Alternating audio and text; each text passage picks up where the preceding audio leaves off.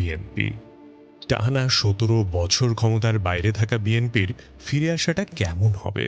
দেশকে এগিয়ে নিতে কেমন পরিকল্পনা নিয়ে আগাচ্ছে দলটি?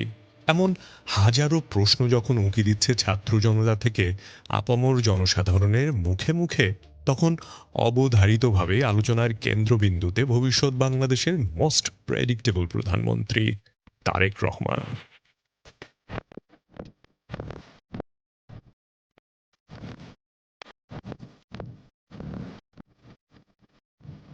বিএনপির প্রতিষ্ঠাতা ও সাবেক রাষ্ট্রপতি জিয়াউর রহমান এবং সাবেক প্রধানমন্ত্রী বিএনপি চেয়ারপারসন খালেদা জিয়া দম্পতির বড় ছেলে তারেক রহমান।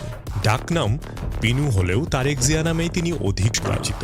তারেক রহমানের রাজনৈতিক ক্যারিয়ার শুরু হয় ১৯৮৮ সালে বগুড়া জেলা বিএনপির সদস্য পদ দিয়ে, কিন্তু তার রাজনীতির চর্চা ও তাতে সফলতা আসে ২০০১ সালের অষ্টম জাতীয় সংসদ নির্বাচনের পূর্ববর্তী দেশব্যাপী জনসংযোগ এবং দলীয় সভায় বক্তৃতা করে করে।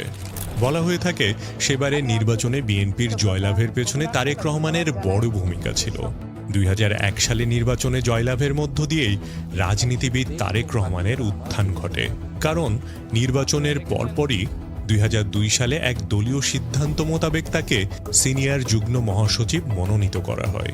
এরপর ১-১১ এবং শেখ হাসিনার ক্ষমতা লাভের মধ্য দিয়ে শুরু হয় তারেক রহমানের রাজনৈতিক জীবনের তৃতীয় অধ্যায় তথা বিকাশকাল। কারণ পরিণত রাজনীতিবিদ হওয়ার জন্য উপমহাদেশের রাজনীতিতে মামলা ও জেল খুবই গুরুত্বপূর্ণ দুটি ঘটনা।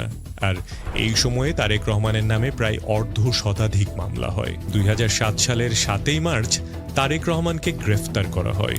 অভিযোগ রয়েছে গ্রেফতার ও রিমান্ডে নিয়ে তাকে হত্যা ষড়যন্ত্র করা হয়েছিল। সেনা সমর্থিত সরকারের সাথে সমঝোতার ভিত্তিতে জামিনে মুক্তি পেয়ে উন্নত চিকিৎসার জন্য ২০০৮ সালের ৩রা সেপ্টেম্বর তারেক রহমান লন্ডনে চলে যান।